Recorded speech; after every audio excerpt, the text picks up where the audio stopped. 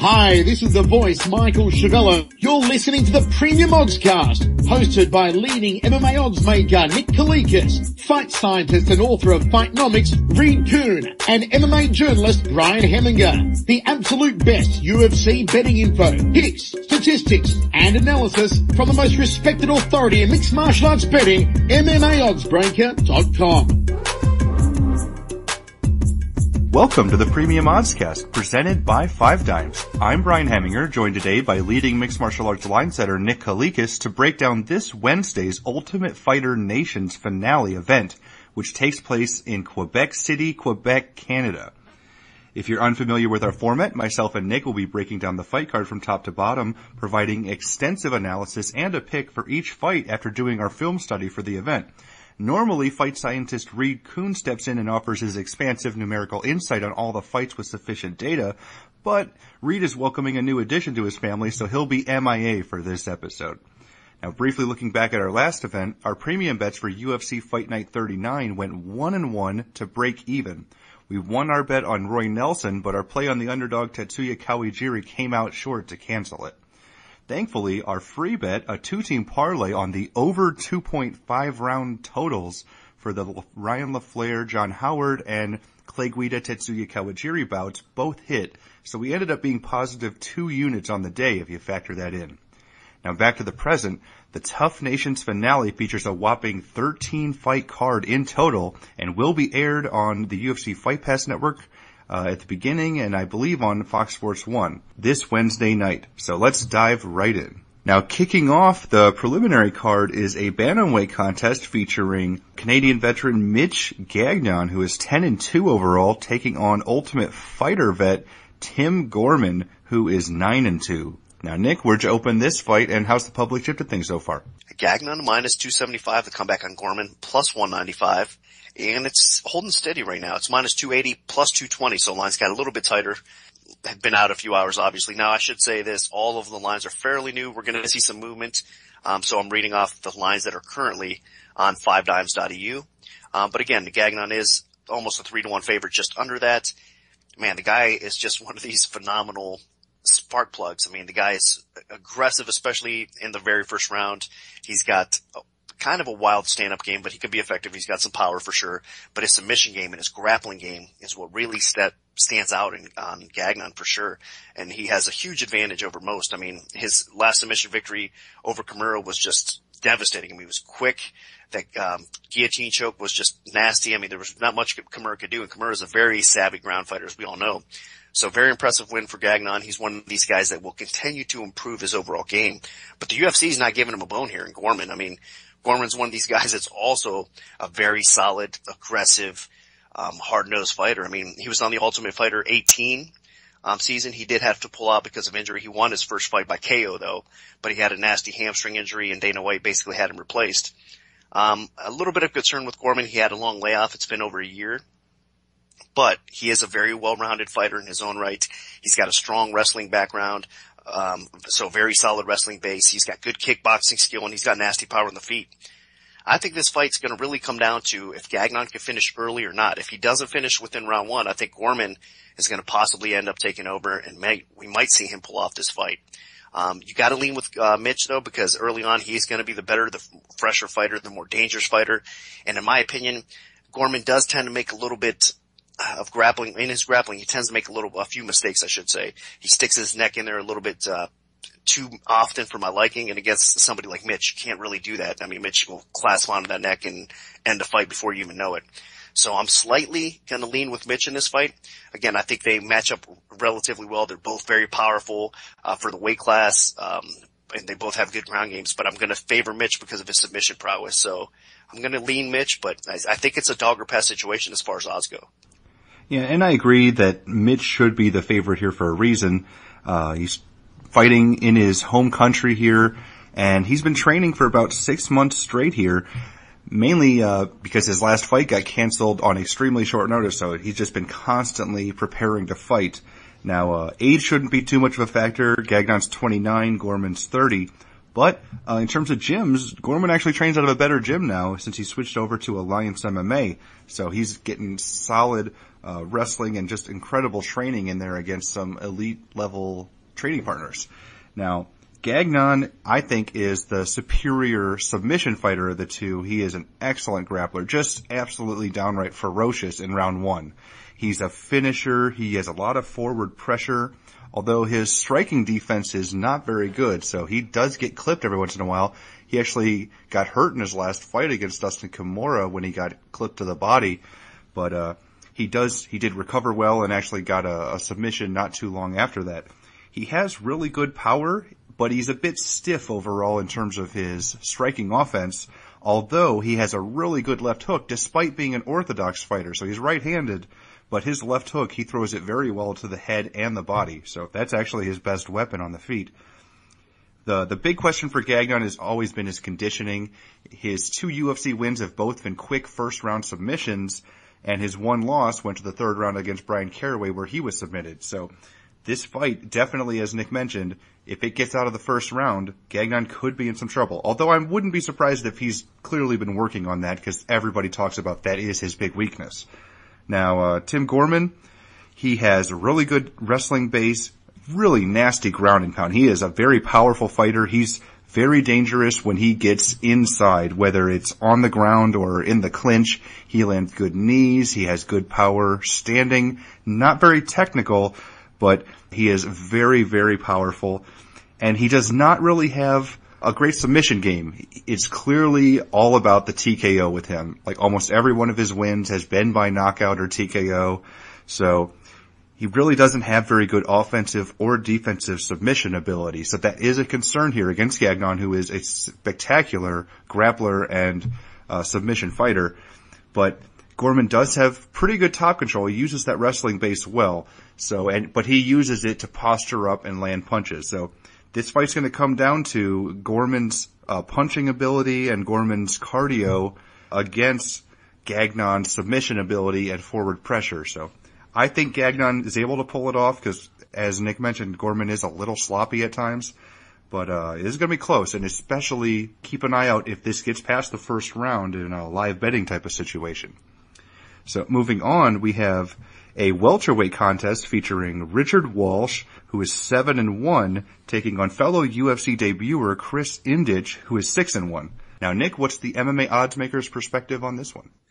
I opened Walsh minus 210, the comeback on Indich, plus 160. Walsh is now minus 240, so a little bit of support coming in at 5 dimes on Walsh. I'm not very surprised. Walsh seems to be the more well-rounded, more capable fighter in this spot. He's very strong. He's aggressive. He likes to push the pace.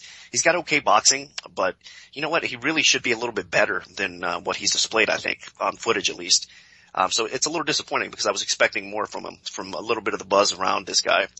He's a little stiff and slow. That's why I think he's like that. He needs to be a little bit more crisp, a little bit faster with the striking.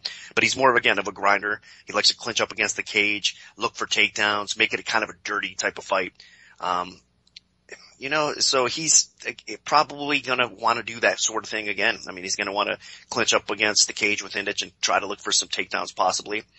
Indich, on the other hand, he's another one of these guys that's probably getting underrated from, I think, his time on the show. He did have a pretty competitive fight with Lepri, which is solid. I mean, it's nothing that works against him in the spot because Lepri's obviously getting some definite recognition. He's in the finals. So he was competitive in that fight on the show. He's got pretty good boxing, decent footwork. I think he's a little bit underrated actually in his stand-up game. He's got some Muay Thai experience, Muay Thai training, and the guy is pretty slick with his timing and his counterpunching as well. He likes to push forward. He is, again, BJJ kinda. He's a purple belt level. He doesn't really use his BJJ. He's more one of these guys that he does look for takedowns at times, but again, likes to keep things standing a little bit and use his boxing. And Indich's boxing, I think that's where he's going to have an advantage over Walsh. A lot of people believe, I think, that Walsh is going to have the stand-up edge in this fight as well. I don't think he's going to have that. I think he's going to, again, need to kind of grind on Indich in this spot to win the fight. If he keeps standing, I think Indich is going to pick him apart, possibly even finish Walsh. So this is another dog or pass situation because I think even though Walsh is at minus 240. I think people are just kind of overhyping him a little bit too much. It's going to be far more competitive than that. You gotta pick Walsh because he is the more complete fighter and he has more ways to win this fight. So I'm leaning again with Walsh slightly, but it is another dog or pass situation. I think Indich can possibly pull it off. So not a very confident lean, but I'm gonna go with Walsh here. And I agree that, Walsh is the favorite, and I like him a little more than Indich here. Walsh is 25, Indich is 27, and they both were actually on Team Australia. Walsh should have a decent size advantage in this fight. He actually did win a fight on the show, unlike Indich, although, again, Indich lost to one of the finalists, so it's not the worst thing in the world, and it was a competitive fight. Walsh has a pretty good jab, which, paired with his superior reach, could actually give him an advantage here in the stand-up, mainly just in the jab, not in terms of every other part of the technical striking ability. I think Indich actually uses combinations a little better than Walsh. So if it's in an extended stand-up battle, then unless Walsh is just able to jab him to death, then Indich might be able to outwork him here. But I think Walsh mixes his game up a little bit better. His ground game has a little bit of ways to go, but his clinch work is solid. If he can get the fight there and keep Indich in close quarters, I think he can land some knees, land some elbows, take that inside position, which can help him get a decision victory. Now, Indich, he prefers the stand-up. As I mentioned, his combinations are pretty solid, but he's a bit predictable. He kind of throws just repeated 1-2s at his opponent, and, that can get timed and countered, which actually happened in the Lepri's fight. And his striking defense is not very good, but he does balance it with a very good chin. He can take some shots and keep going. So that is something as well. If Walsh gets on him early, then he has to be careful not to go too hard because he might wear himself out here because Indich can take some punishment and keep going forward. So I think Walsh, just being the better overall fighter and more well-rounded, will play into this. So that's why I'm picking him. But I am a little concerned because I think Indich will put his strikes together a little bit better. Now, moving on, we have a middleweight contest between another pair of Tough Nations competitors with Nordine Talib, who is 8-2 overall, taking on Vic Grujic, who is 6-2. Now, Nick, where'd you open this fight, and how's the public shifted things so far? Talib minus 270, Grujic, again, apologize if I'm mispronouncing this name, plus 190. Right now, looking at the lines over 5 dimes, Talib's minus 205, plus 165 on Grujic. So support on the dog coming in early. In this spot, Talib's definitely a little bit overrated. He's got that buzz around him. He's a popular fighter. He's been training as TriStar for a few years. He's a Bellator vet, of course, and he's got very powerful striking. He's a very solid fighter in all aspects of the game, really, but he just doesn't excel in any particular area. But maybe his stand-up is definitely his best attribute. And he's kind of, again, hard-nosed, gritty fighter, has some power, but overrated a little bit. But on the other hand, Grujic, he's even worse. He's one of these guys. He's actually at 37, I believe, at the time of the fight here. So he's getting a little bit older in years. I think that he is training with Alliance MMA, so we're going to see some improvement in his overall game. He is well-rounded, but he's just not very good at any particular area in this spot. He's got a little bit of power, but I just don't see him being too effective with Talib here. He's one of these guys that I think his ground game, Grujic's ground game, is his best attribute. He needs to get on top, maybe do some ground and pound. That's how he won his fight on The Ultimate Fighter. Pretty nasty elbows there, but he needs to do kind of that sort of thing to win this fight against Talib as well. And I just don't think he's going to get it done. I think Talib's going to be able to probably land some punches, maybe get him out of there. If not, he's going to be able to grind out a decision. He's going to be able to keep the fight standing upright and just dictate and control where the fight goes. So there is a little bit of action, like I said, coming in on Grujic here. It's not, for me, in my opinion, it's not a dog or pass situation here. I think Talib is going to probably win this fight, so I think it's a favored or pass situation in this case. So you can't go crazy and bet Talib, because I wouldn't put that much confidence or money behind him, because he's still, like I said, I think a little bit overrated for my liking, but we could continue to see some improvements from him. And again, he's going to have that kind of confidence and that swagger from the Ultimate Fighter show, and with this newly found popularity, that I think mentally he's going to be in a good spot as well. So more of a confident pick than the other two fights that we were just talking about, but Talib is going to be my pick. Yeah, and I like Talib here as well.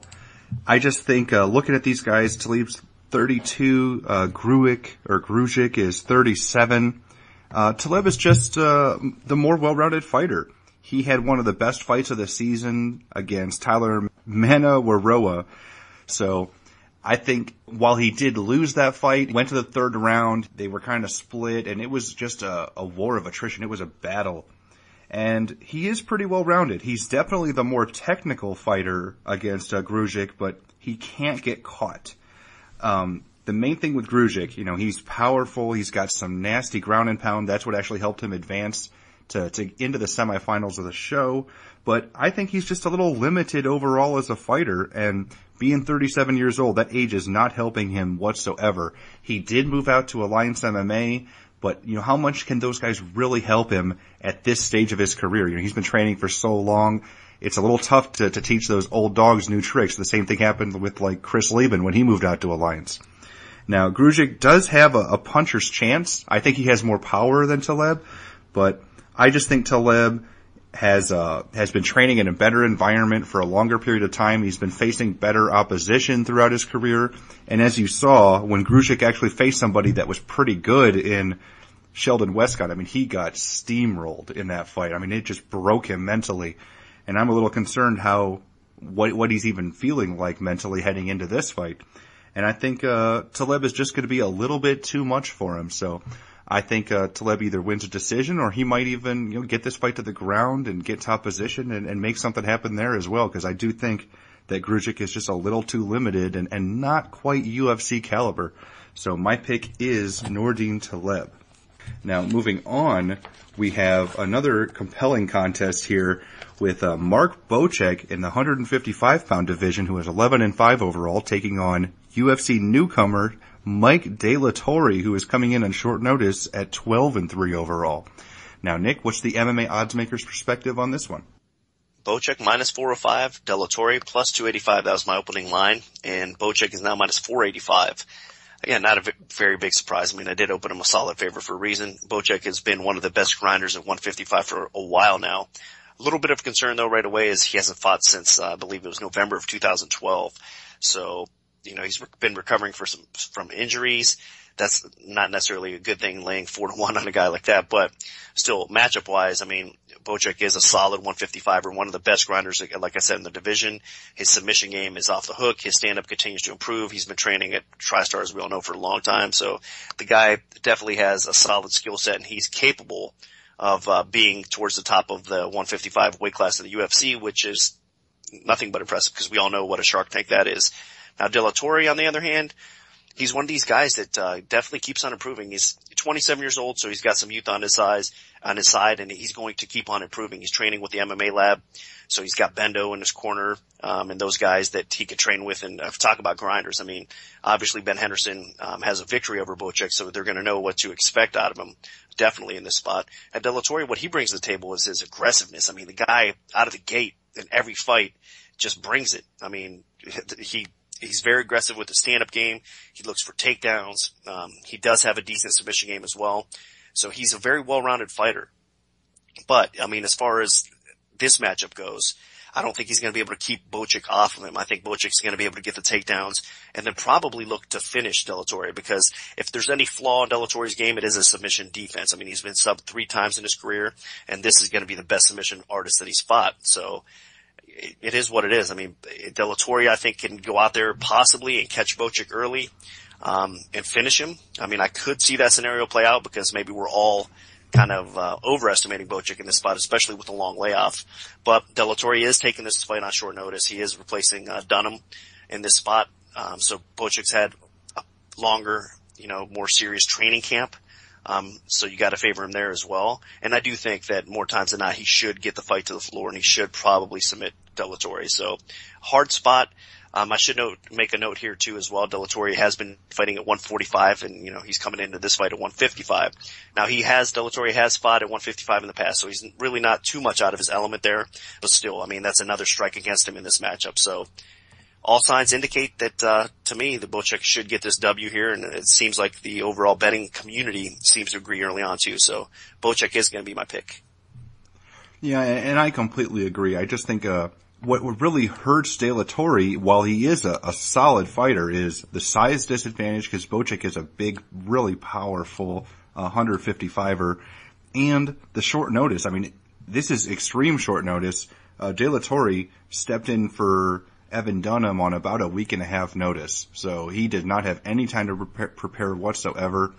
So basically, he's going to have that grappler's chance almost, where he just needs to absolutely catch Bocek off guard and blitz him early. Because, I mean, he does have some good training, so, he should be prepared. He stepped in there against some really good guys in terms of training day in and day out with the likes of Ben Henderson, Jamie Varner, and all those guys at the MMA lab.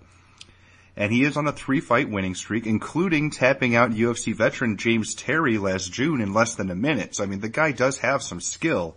The problem here, of course, is that Mark Bocek is one of the best grapplers in the 155-pound division. I mean, his mounted triangle against Dustin Hazlett, a guy that I think has a better grappling game than Delatorre, was just unbelievable. And Bocek used his grappling against Nick Lentz, John Alessio, over and over and over, just repeat it. The guy is a very well-rounded, talented 155-pounder. The layoff is a bit of a concern because Bocek has not fought in about a year and a half, but I don't think it'll matter too much because it's balanced by the fact that he actually had a real training camp. Now, the key here is Bocek just needs to use his size, maybe get this fight in the clinch, get top position, and he can at worst grind this out. But I think you could get a chance for a Bocek finish here if he can get top position and take advantage when Delatorre gives something up, maybe during a scramble, because again, as Nick mentioned, submission defense is his biggest weakness, and I think Bocek is just the type of guy that can take advantage of that, especially if Delatorre leaves something open during an exchange at some point. So my pick is Mark Bocek. Now moving on, we have a bantamweight contest, the first fight on this Fox Sports 1 prelims, with George Roop, who is 14-11-1, taking on Dustin Kamura, who is 12-1. So, Nick, where'd you open this fight, and how's the public shifted things so far? Kamura minus 140, Roop even money, and the public has shifted things actually. Right now, at the time of the recording, over at 5 dimes, Roop is minus 130, Kamura's even money. So, a little bit more action obviously coming in on Roop. That's why the line flipped there early on. I'm sure they're going to get some balance though in this fight because, man, it's a tricky fight. It's a really hard fight to pick or bet because in my opinion, there's advantages obviously in Kamura's game on the ground, but his wrestling is not the greatest. So he's going to have to pull guard or figure out a way to get it to the ground. Because Roop has a wrestling advantage here, but not just the wrestling. Roop actually has an advantage overall on the feet as well. The big concern obviously with Roop is his chin. He's a bit chinny. He gets tagged a lot. He is getting a little bit older. I mean, he's not that old. He's, I believe, only 32 years old, but still, I think in fight years he's a little bit beyond that. He's taken some abuse and punishment, but still matchups are everything. And if he could keep this fight up, he should be able to outstrike Kamura. But that being said, I still think it's Kamura's fight to kind of win or lose here. I think the guy keeps on improving. He's young. I think he's only 24 years old. His camp right now, 808, has a lot of momentum on their side. They keep on improving. So he's got a good nucleus of training partners to work with, and they keep on pushing each other. You can really tell. I mean, it's really helping all of them in all areas excel their game. So I think Kamura, with his stand-up game, he's going to be a little bit better than what we've seen in the past on the feet. It is scary though because Kamura gets tagged in almost every fight. He's been rocked and almost finished. But again, I mean, if you're going to compare chin to chin, Kamura at least has been able to recover and more times than not get the W, obviously. And where Roop, when he does get clipped, things start to fall apart pretty quick for him in most cases. So again, I've kind of honestly been going back and forth as far as the pick goes. So it's not going to be a very confident pick, but you got to look at the way things are right in this spot. And I do think that, it's Kamura's fight to basically win or lose. I think he's going to manage to get the fight to the floor, at some point, and he can finish Roop. I mean, Roop's submission defense is his biggest flaw for sure. He has improved in that area, but with a fighter like Kamura, I mean, with the long limbs of Roop, it's actually going to hurt him in this spot if it does hit the ground for sure. Kamura's going to have an easier time grabbing one of those arms and working on it, and cranking something. So again, not a very confident pick, but I think the improvement level of Kamura is going to come into play here. I think he's going to continue to progress in his game, and we're going to see him get probably the biggest win of his career over Roop here. So I'm going to slightly lean towards Kamura. In this spot, he's going to be my official pick. But again, honestly, I mean, it is a true pick and fight for a reason. Yeah, and this will be the first time I disagree with you, Nick. Although the age discrepancy is huge in this fight, Kamura is just 24 years old, Roop is 32, so that is something to look out for. But I just think the physical advantages of Roop here are going to come into play big time. Roop is, I believe, 6'1", maybe 6'2", as a bantamweight. That is ridiculous. He is going to have a huge size advantage over the 5'7" Dustin Kamura, and especially a massive reach advantage. And that should be actually Roop's biggest strength here is the stand-up, and if he can keep it standing, he is probably just going to keep Kamura on the end of his jab for most of the fight. Roop has a pretty good use of distance. He's definitely improving in that department, using his striking, using that size better. It's not quite to elite levels by any means, just because he does get tagged often. Roop has been knocked out 3 times in the UFC already, but I actually think he's got a really good shot here. My problem with Dustin Kamura is he does not have very good striking defense, and while Roop's isn't that great either, at least Roop can keep his distance here and make it tougher for him to get hit, while Kamura got hurt by Mitch Gagnon pretty bad to the body end of the head. And then in his last fight, a fight that I thought was a gimme against John De Los Reyes, he actually got himself in some bad trouble as well, getting hurt early and then getting an armbar off of his back. So I think that's a cause for concern, because I don't think Roop makes that type of mistake against Kamura. So I think in this fight where Kimura's biggest weakness is the stand-up, which is starting to get a little bit better. He does train out of a good team, but I just think Roop should be able to outwork him on the feet, and Roop has slightly better wrestling, so if he wants to keep this standing, he should be able to do it if he uses his distance properly and his defensive wrestling. So I see George Roop walking away with a decision here, maybe even getting a stoppage with strikes, because he does have some decent underrated power as well. So moving on, we have a light heavyweight contest featuring Ryan Jimo, who is 18-3 overall, taking on Sean O'Connell, who is 15-4. O'Connell stepping in on short notice. Now, Nick, where'd you open this fight, and how's the public shifted things so far? Jimo minus 385 to come back on O'Connell, plus 265, and the public has shifted things. Overall betting community coming in on Jimo here. Not surprised. I mean, it is one of those situations where Jimo would pass, honestly. Jimo's minus 485 right now, so climbed about 100 cents already since the opener. Come back on O'Connell, plus 350. And it's hard to argue that.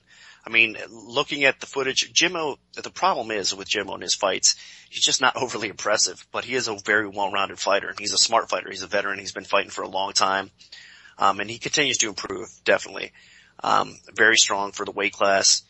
And against O'Connell, he should have every advantage in this fight. I'm sure O'Connell's going to be very competitive, as far as keeping things interesting, but Jimo's just going to be, I think, a step ahead of him. I think he's a better striker. He's a better wrestler. I just don't see an upside for O'Connell, honestly, that much at all. So O'Connell is a well-rounded fighter, but he's not very good at any particular area. He's got decent striking, decent wrestling, has some KO power. But I don't know if he's really UFC level. And Jimo is UFC level, definitely. I mean, he belongs in the 205 division. He can hang and compete and beat a lot of the guys, maybe not at the top level, but at least mid-level UFC guys. And, he like I said, Jimo belongs, and O'Connell, in my opinion, does not belong. So O'Connell seems to be improving, but again, as Brian already mentioned, this is a short notice fight for O'Connell. That's another strike against him. And I just don't see him getting the job done here. I mean, he's going to probably have to get lucky and knock Jimo out to win this fight, and I just don't see it happening. So my pick is going to be Jimo. Everybody's going to parlay the heck out of Jimo here, and I can kind of understand it. Yeah, and I have to agree. O'Connell is 30 years old, Jimo is 32, so that's not too much of a difference. And O'Connell is coming in replacing Steve Bossy on relatively short notice. O'Connell trains with Jeremy Horn in Utah, But I think most notably you might remember him for losing on The Ultimate Fighter Season 8 to Shane Prim on the elimination bout just to get into the house. He is a decent grappler, but more than anything on the feet he's a bit of a wild striker, susceptible to big shots and submissions actually. He does not have the best competition overall, and his most notable win was Marvin Eastman. I mean, the guy just has not really been in there against the best fighters in the world. And he actually spends part of his time as a radio, sports talk show host. So, he doesn't even train full-time, I don't think. Now, Jimo, he came in the UFC with a decent amount of hype as the MFC champion and won his first won that first fight, looked amazing against Anthony Perosh, then ground one out, and then he's been a bit up and down since then, and is coming off of that leg injury in that Jimmy Manuwa fight. So he has a lot of motivation. He really needs to come back strong here, and I think this is a picture-perfect opportunity for him to do it. He's well-rounded. Jimo puts a lot of pressure on his opponents. He has power. It's just about using it. I mean, he's had opponents in bad shape multiple times. James Tahuna, he had him in big trouble, couldn't get the finish. But against Anthony Perosh, he scored one of the fastest knockouts in UFC history, so he's capable of it. And I think this is going to be one of those fights where he gets his opponent in trouble and pulls the trigger. So I think Jimo can win this fight in the clinch. I think he can win this fight with his wrestling. I think he can win this fight with his jab and just forward pressure on the feet. So I think Jimo wins this fight just about everywhere, and I completely understand why the public is siding with him so heavily.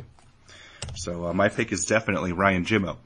Now moving on to the ladies, we have a women's bantamweight contest featuring former Strikeforce champion Sarah Kaufman, who is 16-2 with 1 no contest overall, taking on Leslie Smith, who is 6-4-1, and this is actually a rematch of their Invicta bout from a couple years back. So, Nick, where'd you open this fight, and how's the public shifted things so far?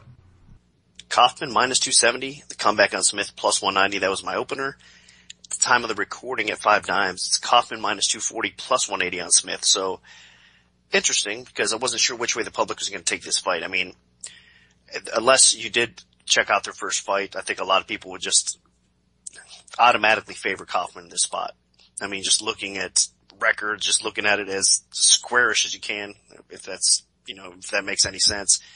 Kaufman would be a huge favorite, I think, to most people, but make no mistake, their first fight was competitive. It could have went either way on the judges' scorecards. It depends, really. I mean, you have 3 new judges in there. We could have saw easily, Leslie Smith get that decision there. So, competitive fight, but I do still favor Kaufman in this spot.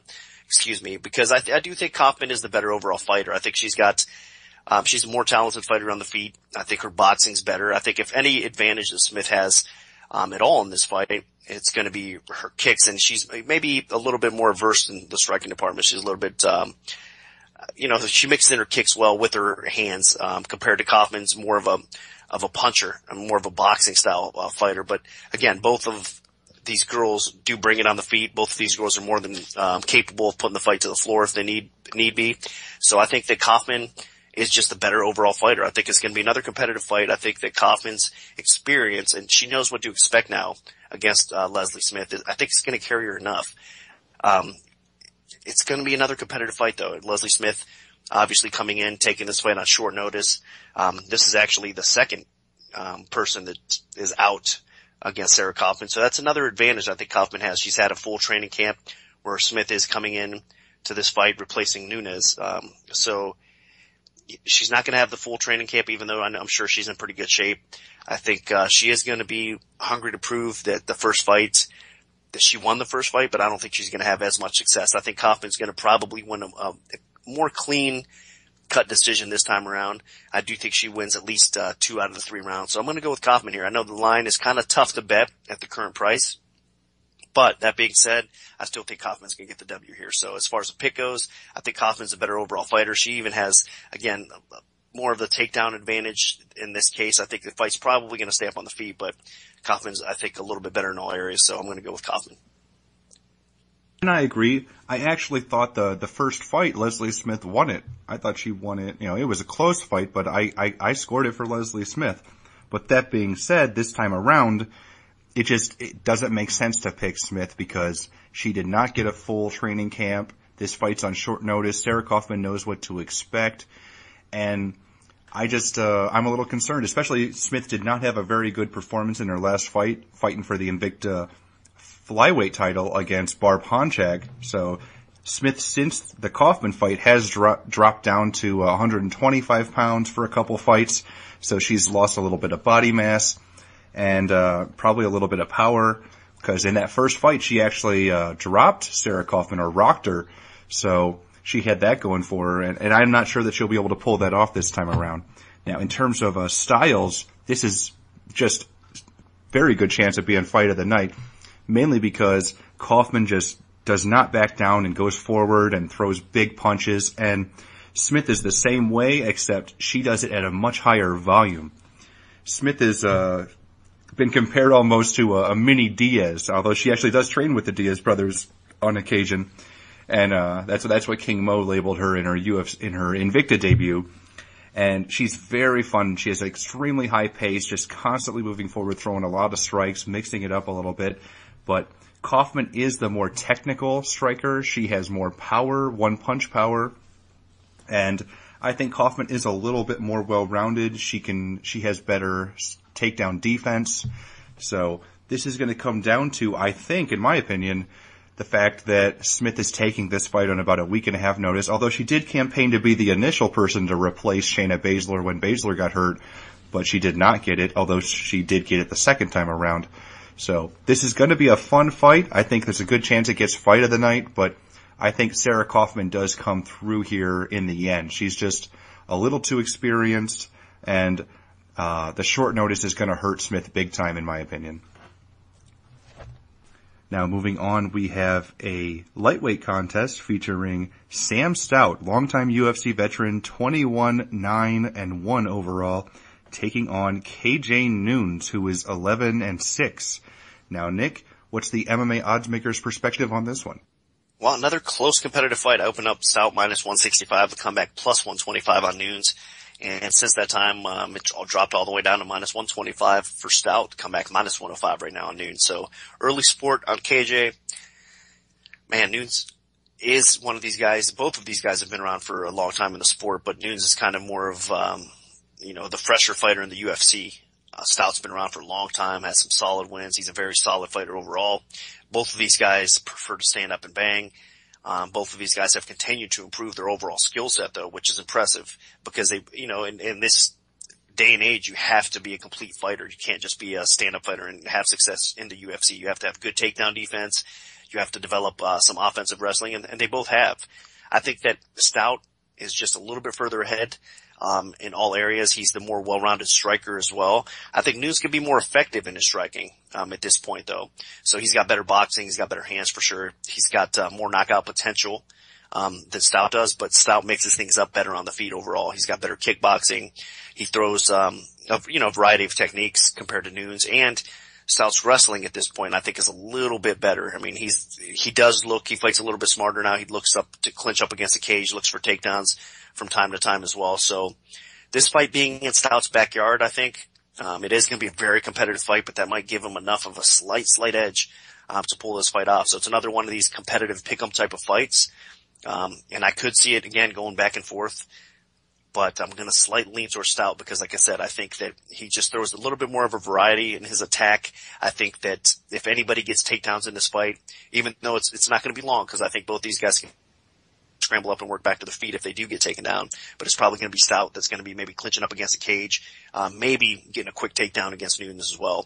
If it stays standing, though, it's going to be interesting because I think that Nunes again can be more effective, land a little bit more shots, and possibly, bust up Stout enough to sway the judges at least. I don't think there's going to be a knockout in this fight. I do think it hits the cards. Now, both these guys are super tough, but again, another toss-up fight. I gotta slightly lean towards Stout. Now, I agree that Sam Stout does have a few more ways to win this fight. I just can't get it out of my head that KJ Nunes has a really good shot here. I just think that while Stout is capable of using his wrestling, maybe the clinch a little bit better than Nunes, there's just something about Nunes' ability in open space that I think can make this fight work. Both guys have experience against some top guys. Nunes has been in there, against the likes of Nick Diaz and Jorge Masvidal and Ryan Couture, Donald Cerrone, Josh Thompson. And Stout's the same way, man. And the biggest problem here that I have with Stout is he's just incredibly inconsistent. Sometimes he'll look amazing like he did in his fights against, Matt Wyman, Joe Lozon, Eve Edwards. And then sometimes he just does not show up whatsoever, like the John McDessie fight, the James Krause fight, Thiago Tavares. It's very tough to get a beat on him. And I think that Sam Stout is really starting to fade a little bit as a fighter in general. That last fight against Cody McKenzie, he should have finished that fight like 20 times, and he just couldn't do it. And, that scares me a little bit.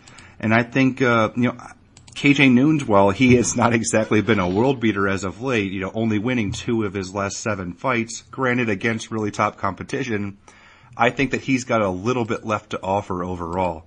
And I think in open space, Nunes probably has a bit of a striking edge. Stout is a little predictable, doesn't really go for it in terms of his striking, and I think Nunes will.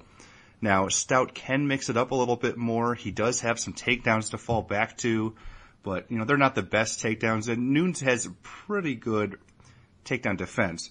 So I think this fight is mostly going to be contested on the feet, and it's just going to come down to who has the advantage in the striking department, and Nunes does have that boxing experience, although his stand-up is a little bit overrated, but I can see Nunes outpointing Stout here, so my pick is KJ Nunes. Now, kicking off the main card is a featherweight contest featuring Dustin Diamond Poirier, who is 15-3 overall, taking on Akira Corassani, who is 14-4-1. Now, Nick, what's the MMA oddsmaker's perspective on this one? Poirier minus 505, comeback on Corassani, plus 335. That was my opening number. Kind of, an easy number to set out there because I know Corassani doesn't get much respect from the MMA betting community or the MMA diehard fans. And, matchups are everything, and this is a horrible matchup for Corassani because Poirier is just a complete stud in every aspect of the game. I mean, he's definitely one of the top 145-pound fighters in the UFC. I mean, he's always kind of on the brink of title contention, and the guy continues to improve, which is great to see. And he's fighting Corassani, which is kind of trying to make a statement. He had a huge win over Peralta not long ago. I know that, in his last fight, he did obviously get that DQ victory, which was controversial to say the least. But that being said,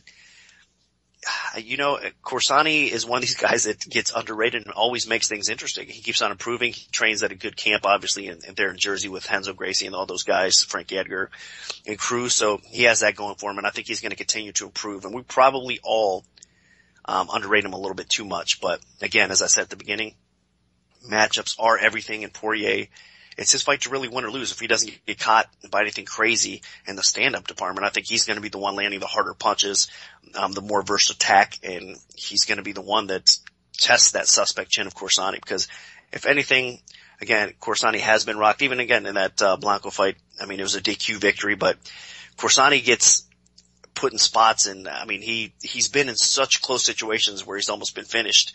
And he has survived, give him credit recently as well, but even that Peralta fight and that victory, he was rocked in that fight a couple times at least. So Poirier is the kind of guy that he's got that killer instinct. If he gets him in trouble like that, he's going to probably finish the job. As far as submission goes, man, Poirier's submission game's even nasty. I think that would neutralize each other out a little bit, but Poirier, I think, is a better wrestling.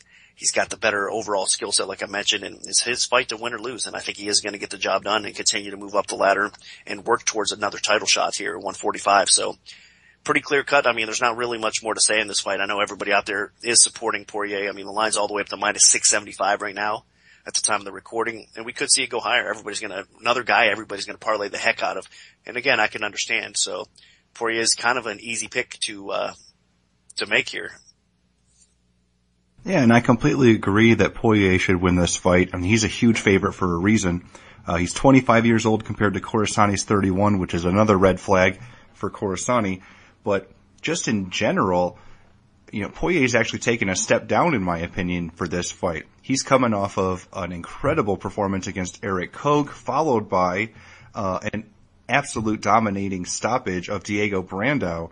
So, in my opinion, those two wins are way better opponents than Akira Corassani is.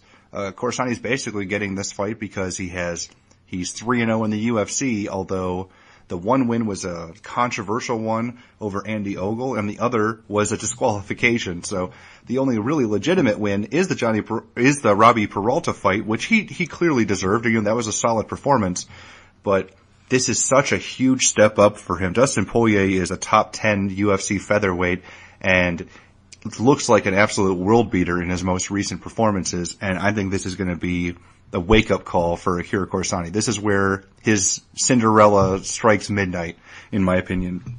So Poirier is he's going to be better on the feet, although Corassani does move pretty well and mixes things up, but Poirier has taken great strides in his striking. I mean, I did not think he'd be able to outstrike Eric Koch, and he obliterated Eric Koch on the feet. Poirier has a nasty submission game, and Corassani, while he's okay on the ground, I think he is susceptible to submissions. He got actually tapped out on the show on The Ultimate Fighter, and I think if Poirier really latches onto something, he'll get him. I think Poirier has an advantage in the wrestling department. Corassani really just has good cardio, decent footwork, and overall pretty good technique, but I just think the power, the finishing ability, and everything else in terms of well-roundedness goes to Poirier. That guy's, just been looking amazing ever since switching back over to American Top Team to really take his game to the next level. So, this is Dustin Poirier's fight to lose, and I'm definitely picking him here. So moving on, we have the welterweight finals of Tough Nations, as we have Chad Lepri, who is 7-0, taking on Olivier Aubin Mercier, who is 4-0. So, Nick, what's the MMA Oddsmaker's perspective on this one? I open Lepri minus 150, the comeback on Mercier plus 110. The line has been going crazy a little bit, and again, a competitive opener, so close to a pick-up fight with a slight edge to Lepri. But right now, everybody coming in on Mercier, and it's minus 135 for him at this time. So more support coming in on the grappler, basically, because that's what you're getting here. You're getting your typical grappler versus striker matchup. Lepri, obviously the striker. He's going to want to keep things standing. His striking game was pretty impressive on the show, no doubt about it. I mean, the guy's got good footwork. He works behind his jab pretty well. Throws a very solid kick, counters well, has some power, obviously, knockout power as well. But if there was any weakness in Lepri's game, it's definitely the ground game. But his takedown defense is pretty sound. It's solid. He's going to know what to expect against Mercier here in this spot as well. So if he keeps it standing, he should be able to win this fight. But if he keeps it standing, I mean, Mercier is definitely the kind of guy that is so young, and he's improving all the time. I mean, he is training now with TriStar as well. So that's only going to help him excel, training with good, solid training partners, and continue to improve his game. He's got a huge upside. I think his striking, Mercier's striking is obviously his worst attribute, but you could see signs of improvement, and it's going to continue to be that way. I think we're going to probably see him even better in this spot, even in the striking realm of things here. But make no mistake, the guy has very solid wrestling. He's more of a grappling-based fighter, and he's going to look to shoot. And he does have decent wrestling. He has a quick shot, okay double and single takedowns, good body lock takedowns as well. And then he's got really nasty ground and pound. He stays busy on top, and he does look for the submission. So grappler versus striker, I'm actually going to lean with Lepri, though. I think he's still a little bit farther ahead. He's got better competition at this point, and I think he's going to be able to probably sprawl and brawl his way to a win here. Another not confident spot. It is a type of pick'em fight, so I could see it realistically going either way, because if Mercier does get Lepri on the ground, I can see him easily taking his back and sinking in a rear naked choke.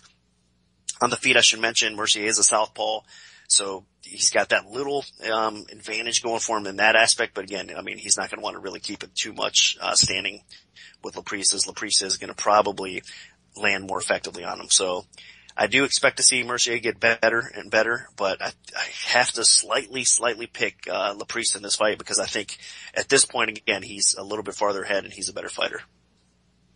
And looking at this fight, it's a really close matchup, but I'm going to go the other way. I just think that, Mercier is, that ground game is nasty. And it's not just that his ground game is good, because, he does have really solid ground and pound and submission skills and top control. It's the ability to get it there. And on the show, he was unstoppable with his takedowns. I don't think anybody stuffed one takedown on the entire show. He mixes it up with his takedowns well, with body locks, with single legs, double legs. He's explosive. He's quick. I think he's just a terrific wrestler, which is, something that they really need in the UFC. So UFC's really high on this guy. In terms of age, that's not too much of a factor. Mercier's 25, Lepri is 27, so they're both pretty young, both pretty early into their MMA careers.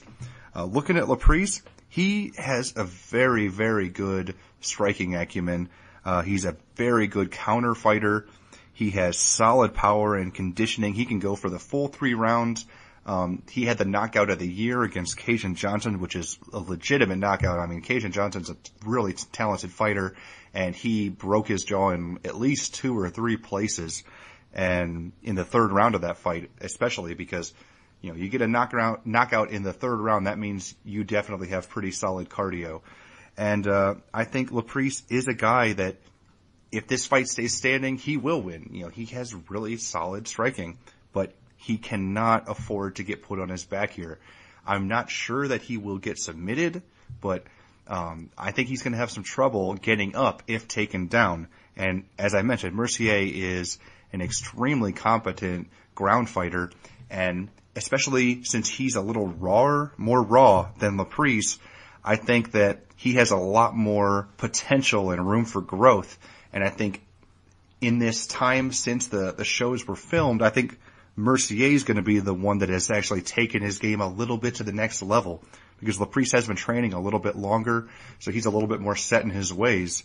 And I think Mercier has a lot of room for growth, and he's actually going to take advantage of that. So I can see why the public likes it. Usually in a grappler versus striker matchup, usually the public does favor the grappler, and in the terms of fight outcomes, the grappler is the one that pulls it off. So I think Mercier is the one that gets this victory, and I think he's going to use his wrestling to do it, probably to win a decision. So let's move on. We have the other TUF Nations finale, another bout featuring 2 Canadians. So the Canadians are in both finals, and we have Sheldon Westcott, who is 8-1 overall, taking on Elias Theodoro, who is 8-0. So, Nick, where'd you open this fight, and how's the public shifted things so far? Drastic movement. I opened Theodoro minus 270. The comeback on Westcott plus 190. And right now, Theodoro is minus 155, so plus 125. This is the line that has seen the most action. Everybody coming in on Westcott's submission game, basically, is what it is. I mean, both these guys are well-rounded, and it's good to see. But make no mistake, I mean, Westcott, his ground game is what everybody's kind of in all about, I think. Westcott is a southpaw, so on the feet he's got that. He's very aggressive. He doesn't have bad striking at all. I mean, he's one of these guys that continues to develop that aspect of his game. But make no mistake, again, Westcott's strength is getting the fight to the ground, and he's got these very, very savvy, slick submissions. I mean, around your neck. I mean, just look at the footage on the tape, and you can understand exactly, on the show. Look at the footage from the show, and you can understand exactly what I'm talking about, with Westcott. And just before that too, I mean, you can look at, some of his past fights and you can see what he's made of. I mean, the guy is just an absolute stud on the ground. He's a beast, but I do think that he does usually fight at 170, and that's kind of his better weight class. He had to do this, he fought at 185 on the show. For the Ultimate Fighter, and he looked good. I mean, he made all the way to the finals, no doubt about it. But Theodoro, on the other hand, he is more of a natural 185er. And even though he's more of a boring type of fighter, that's what people are labeling him as. Man, I've been nothing but impressed with him, though. I mean, he's one of these type of fighters. Again, he's a grinder. He doesn't really have anything in particular to raise your eyebrow at. I mean, he's just a very solid, complete fighter. His stand-up game, again, continues to improve. He's young enough that we're going to continue to see him excel in those areas. But he's a type of guy that likes to push the pace. He likes to basically make it a dirty fight up against the cage, look for some takedowns. He's going to have a stand-up advantage over Westcott in this fight as well. He makes up his stand-up attack pretty decent. I mean, he throws kicks and punches well, and he could be effective with knees and elbows. And he's got this kind of relentless kind of, or sort of wrestling attack, that he comes at you with as well. So it's going to be interesting because both these guys really do prefer to grapple. And I think that's why everybody's coming in on Westcott early on, because they think if it's going to be a grappling match, Westcott's probably going to catch him in something. But if you look closer, I think Theodoro has some really solid, scrambles and solid submission defense. I mean, he has been put in some bad spots, but he manages to reverse the situation pretty quickly.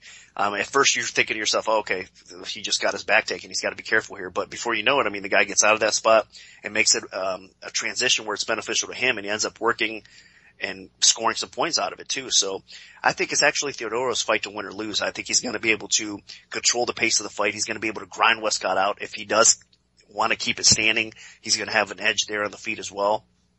So I'm in disagreement with the overall action that came in early on. I think that, again, most people around Westcott, he is a very talented fighter that's going to continue to improve, but I think Theodoro, it's his fight to win or lose. I think he's going to be the one that's capable of dictating where the fight goes, and I think he's going to have the more effective strikes. I think he's going to have the better cardio.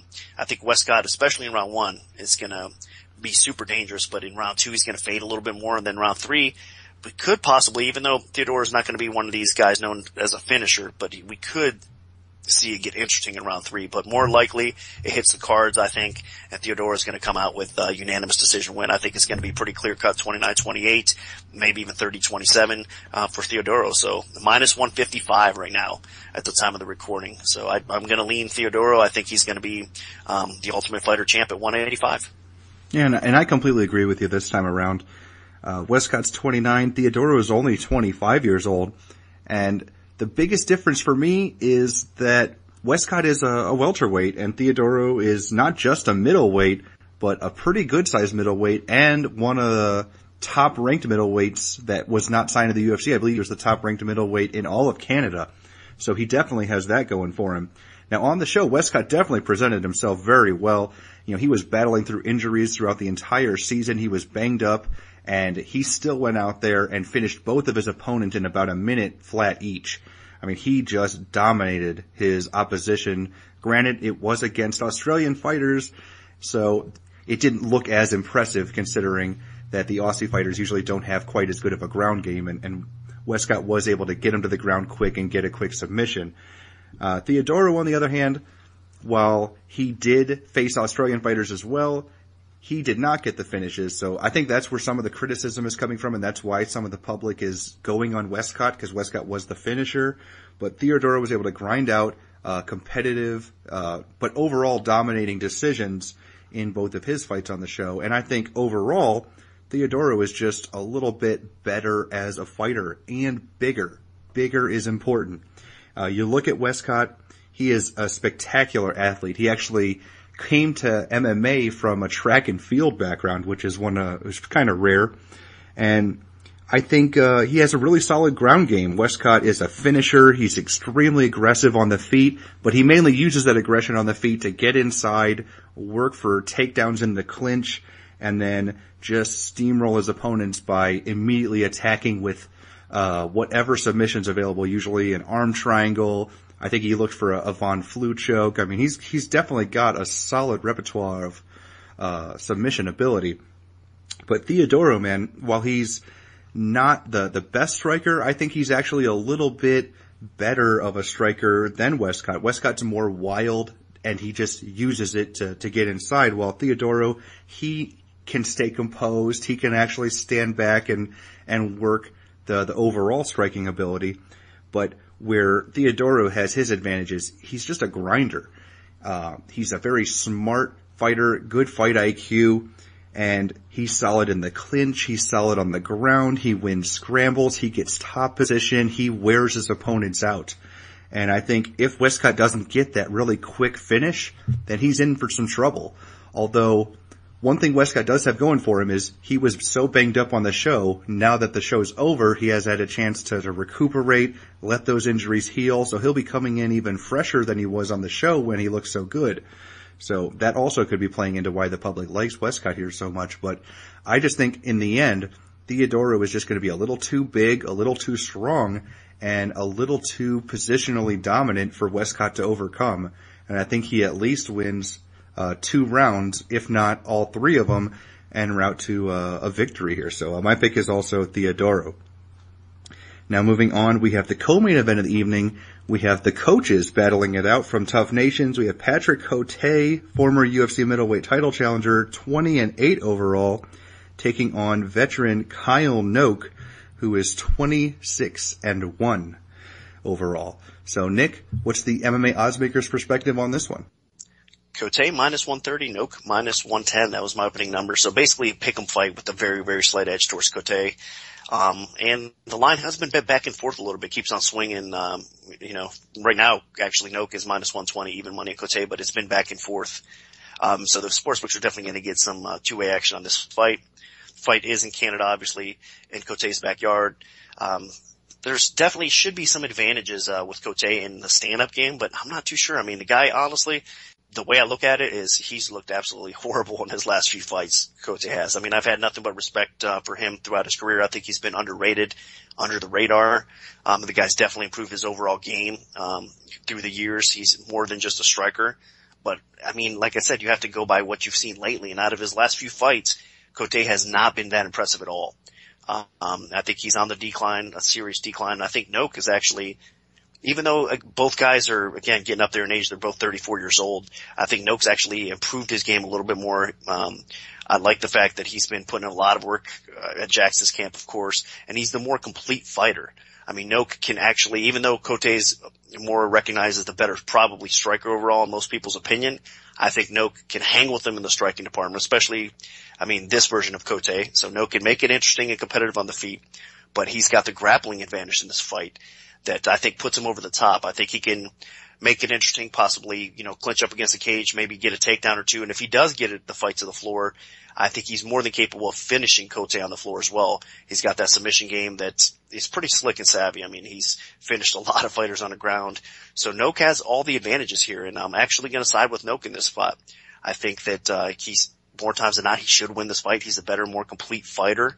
It is concerning a little bit that the fight, again, is maybe in Canada, and Cote might have some hometown bias going for him here if it does hit the scorecards, but I still think that Noke should do enough to clearly win at least 2 out of 3 rounds. If not, I mean, he could, like I said, possibly end up subbing Cote as well. So I got to lean with Noke. I think he is going to probably get the job done here and win this fight.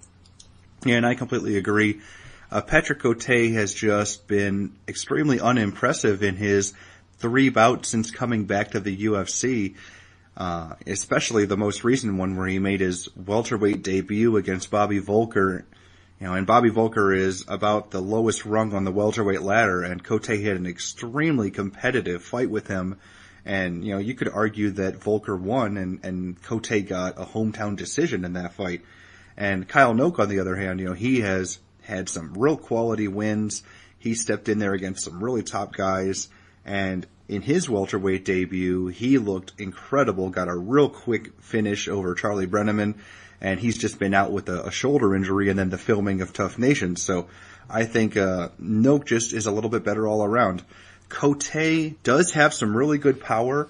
He has that big right hand, but the big problem here is something that he used to rely on a lot was his chin. He was able to take a lot of punishment, keep moving forward, hurt his opponents, wade through their strikes.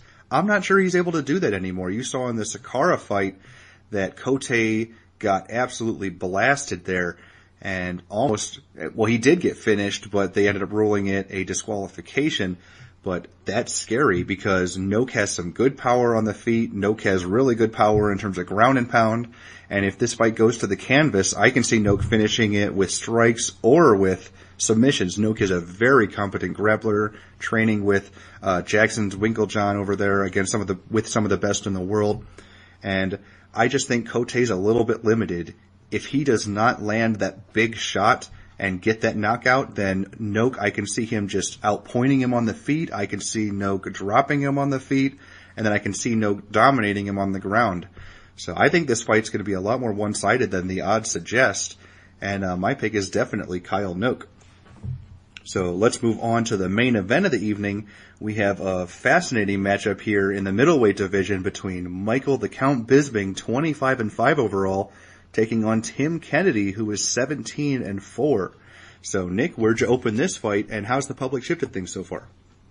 Well, my opening number was actually Bisping minus 165, the comeback on Kennedy plus 125.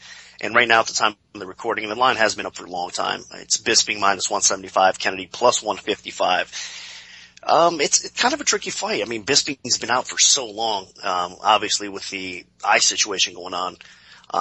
It's kind of scary a little bit. I think that, I'm not sure how well he's recovered. Obviously they wouldn't let the guy fight if he wasn't, cleared to fight, but in the back of my mind, it's a concern, at least I should say that. But looking at this fight, how it is, I mean, Bisping, we all know what you get with Bisping. I mean, the guy is definitely one of the best middleweights, and he's been for a long time in the UFC. I mean, he's right there for title contention, and it seems like as soon as he gets that opportunity or he's one fight away, he ends up taking a loss and, he gets kind of booted out of contention again. So that's a shame, but he's definitely one of these guys that's deserving for a long time to be up towards the top of the division and potentially get a title shot.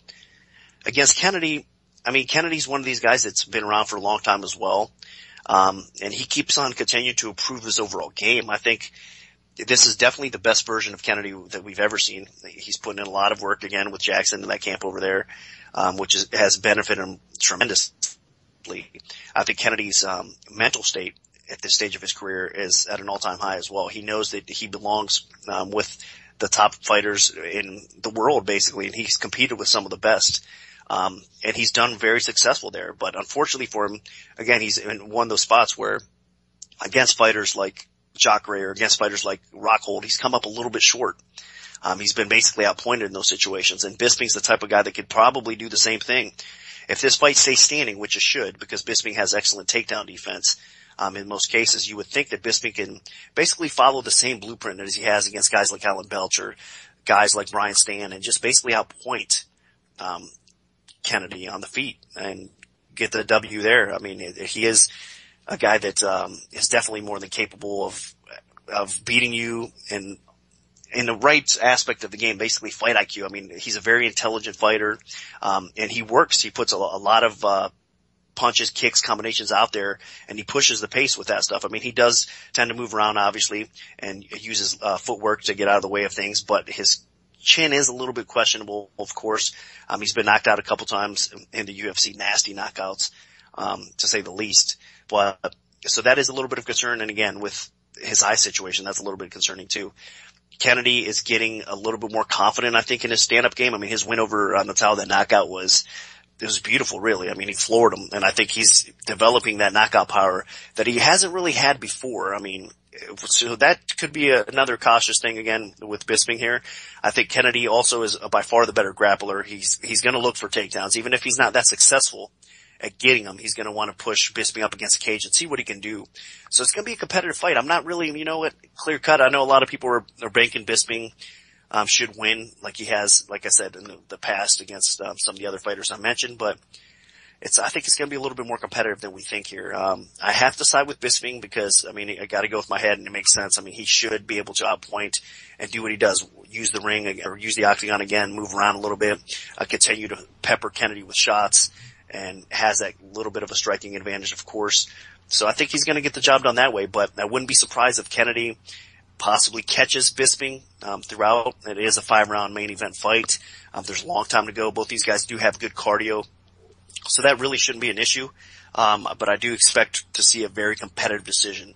And I'm going to lean slightly again with Bisping, but I think it is, at this point, especially with all the concerns I just said about Bisping, it's probably a dog or pass situation, though. And while I agree that this is a close fight, I'm still leaning Bisping as well. Kennedy's 34, Bisping's 35, and I just think that Bisping is a little bit more well-rounded overall as a fighter. While Kennedy is coming off of that really impressive knockout win over Rafael Natal, I think that was more of a flash in the pan type of thing than a sign of things to come in terms of knockout power. Natal, he's a little chinny, and I think that played into it more. And while, Bisping isn't known for having a great chin as well, he is a much, much better striker than Natal. I mean, most of his wins have come on the feet. So I think, as long as Bisping uses his footwork properly and movement, then he should be in relatively good shape. As Nick mentioned, Bisping has been in this type of fight multiple times throughout his career where they throw him in there against a pretty well-rounded guy, a competent striker with big power. You saw it in the Akiyama fight, you saw it in the Brian Stann fight, you saw it in the Alan Belcher fight. Time and time again, Bisping usually rises to the occasion in those fights, and he's quick as hell. He has a high pace, a high work rate, and he's incredibly frustrating to fight because he just moves around and pitter-patters you and keeps scoring, and you're having trouble catching up to him and clipping him. And occasionally in those fights he does get rocked, but usually he bounces back, unless it was the Vitor Belfort fight or the Dan Henderson. But I just think, in terms of this fight, Kennedy's biggest strength overall as a fighter isn't really his stand-up. In the stand-up he's usually competitive against people, but his biggest strength has always been his ground game where, whether it's using takedowns or latching onto submissions, and that's definitely not going to happen here against Bisping. Bisping's takedown defense is absolutely amazing. He's really taken it to the next level. I mean, a lot of people argue that he should have won the Chael Sonnen fight. And I think there's no way that Tim Kennedy is even close to Chael Sonnen in terms of MMA wrestling. So this fight is going to stay standing almost exclusively, and then it's going to come down to who's the better striker. And hands down, it's got to be Bisping. Unless Kennedy lands that one big shot, then I just see Bisping pitter-pattering around, moving around the cage, frustrating him. And, another thing, Kennedy has a pretty good cardio, but that's not going to play into this because Bisping's cardio is second to none in the middleweight division. So I think this is actually a really terrible matchup for Tim Kennedy unless he lands that one big shot that he needs to land. Unless that eye plays into it more than people think, then I think this is definitely Michael Bisping's fight to lose. So my pick is Michael Bisping. So that'll do it for our full event breakdown for the Tough Nations finale. Part 2 of the Premium Oddscast featuring our premium bets will be out early Wednesday around 11 a.m. Eastern Time. So stay tuned for that if you're an MMAOddsbreaker.com premium member. If we have a free play to give out, make sure to follow at Premium Oddscast on Twitter because that's where we post them first. We can also notify you of our free bets via email if you prefer that method. Just send an email to picks@MMAOddsbreaker.com and we'll add you to our free bet mailing list. Also, feel free to like our Premium Oddscast Facebook page. We post articles, show announcements, and plenty of other information there to stay up to date on everything from us if you're interested. Special thanks to our sponsors, 5 Dimes. Good luck, everyone, and hopefully the betting gods are on your side this weekend.